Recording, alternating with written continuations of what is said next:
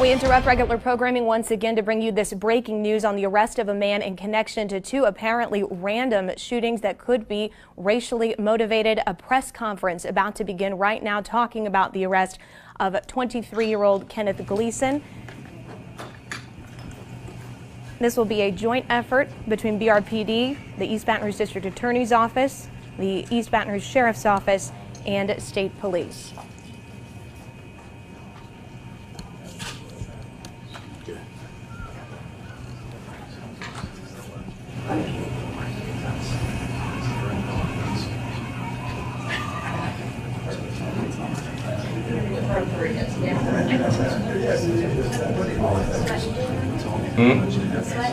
No, all right. Everybody here, no. You're sweating? Oh, you're outside a lot more.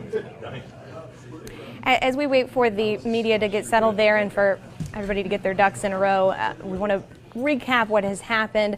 As of today, 23-year-old Kenneth Gleason, who initially was brought in for questioning in connection to two deadly shootings last week in Baton Rouge and ended up simply being charged with drug-related offenses, is now being charged, according to our sources, in connection to the shooting deaths of those two men. One happening on last Tuesday, 59-year-old Bruce Cofield, and then 2 nights later, 49-year-old Donald Smart, shot to death as he was walking on Alaska Street on his way to work at his job at Louis Cafe near LSU. Just moments ago, outside of the Violent Crimes Unit, this was the scene as we have BRPD represented there, the Sheriff's Office of East Baton Rouge, the District Attorney's Office, and State Police.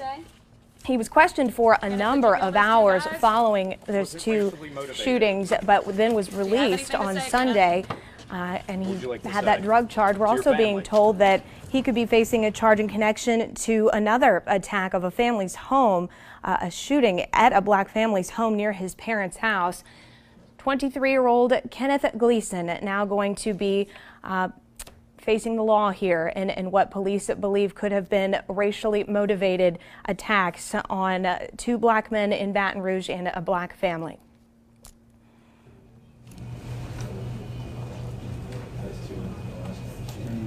You see the interim chief, Johnny Dunham, East Baton Rouge Sheriff there, the District Attorney, Hiller Moore, the East Baton Rouge Mayor, Sharon Westenbroom, and the State Police represented as well.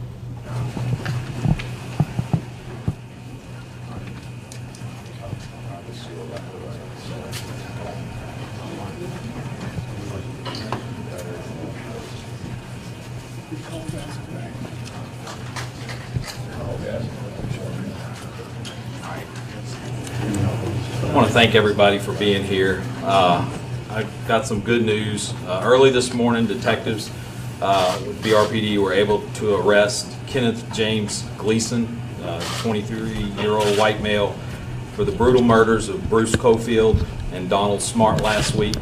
He will be charged by BRPD with 2 counts of first. The Sheriff's Office also has charges, and I'm going to allow the Sheriff an opportunity to speak on those. First off, I want to praise the work of all the investigators and uniform officers involved in this case. It is proof that the Violent Crimes Unit, which was formed in 2011, which incorporates BRPD, the Sheriff's Office, the State Police Crime Lab, which was instrumental in breaking this case, and FBI and the ATF as well, is a valuable tool in the fight against violent crime in East Baton Rouge Parish. Baton Rouge has been through a lot of turmoil in the last year. I think that had there not been a swift conclusion to this case, I feel confident that this killer would have probably killed again. He could have potentially created a tear in the fabric that holds this community together, and I just can't speak highly enough of all of the investigators that were part of this arrest and this Violent Crimes Unit, including everybody that I just mentioned. I'm going to turn it over to District Attorney Hiller Moore, who's going to kind of go over the timeline of events with y'all. Thank you. Thank you, Chief. First few comments. If you could only have been here at the VCU over the past few days to see the effort, the excitement, and the collaboration by all of the law enforcement agencies. It was incredible to see and to experience. I'm so proud to be part of this team, not only on this case, but every case that we work. In this case, evidence, citizen cooperation, hard police work, and technology, as well as a bit of good fortune, all played roles in getting to us to where we are today. We still have a lot of work ahead of us, but it's incredible the amount of work that was done in this case so quickly, but more so in the NIBIN work that you'll hear about a little bit with shell casings and the DNA turnaround. This was done in days. It's not only done just in this case, which is more high profile in this case, but it's actually done on all of the cases that we have. We really enjoy the benefit of the collaboration with all the federal agencies, particularly with the NIBIN work that we have. I'd like to describe to you some events and some dates that will later on become important, because I know that you have had questions on those. So some of the important dates right now are November 9th, 2016, the defendant buys a weapon from a location in Baton Rouge. The model is a CZ model 75 9mm. There are three different cases that are involved here. One was involving Browning ammunition that was bought when he bought the weapon. The second was federal ammunition, which was found on Florida and Acadian.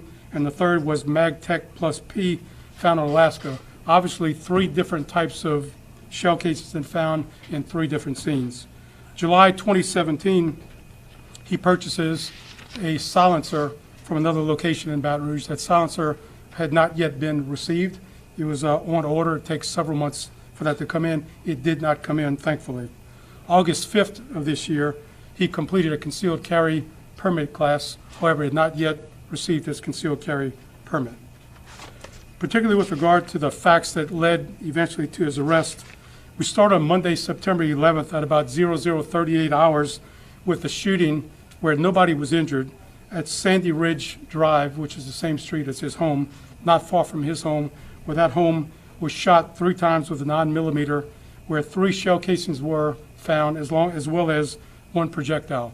That home was occupied at the time by citizens living in the home. That was reported to the sheriff's office. That case was worked. At that time, no one had any idea of any suspect at that point, and the shell casings were eventually collected.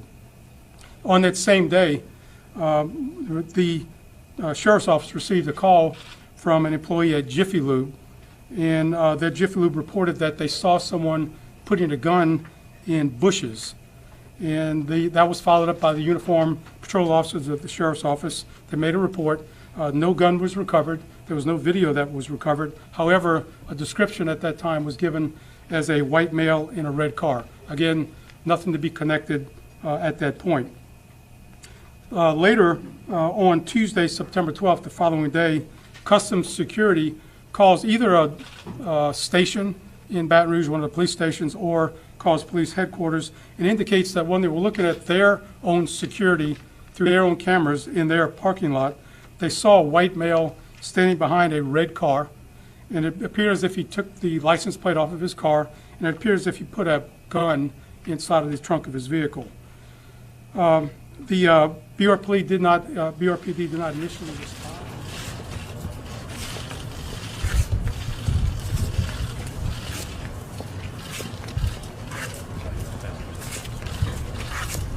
Do you have anything to say? Kenneth, did you kill those 2 guys? Was it racially motivated? Do you have anything to say, Kenneth? What would you like to say to your family?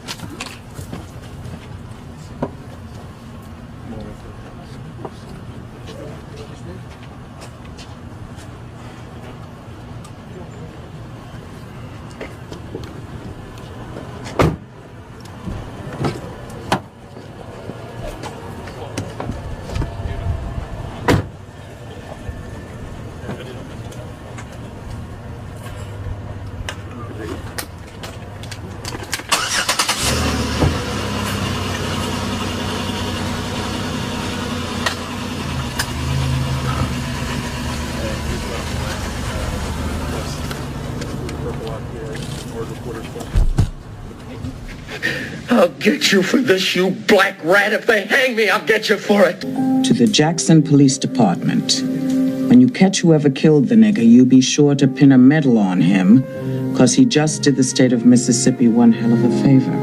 Oh, you first you got to find out who killed the nigger. And then what? Then you just do whatever the law says that you can do if you're big enough to do it. Killing that nigger gave me no more inner discomfort than our wives endure when they give birth to our children. Killing that nigger gave me no more inner discomfort than our wives endure when they give birth to our children. Killing that nigger.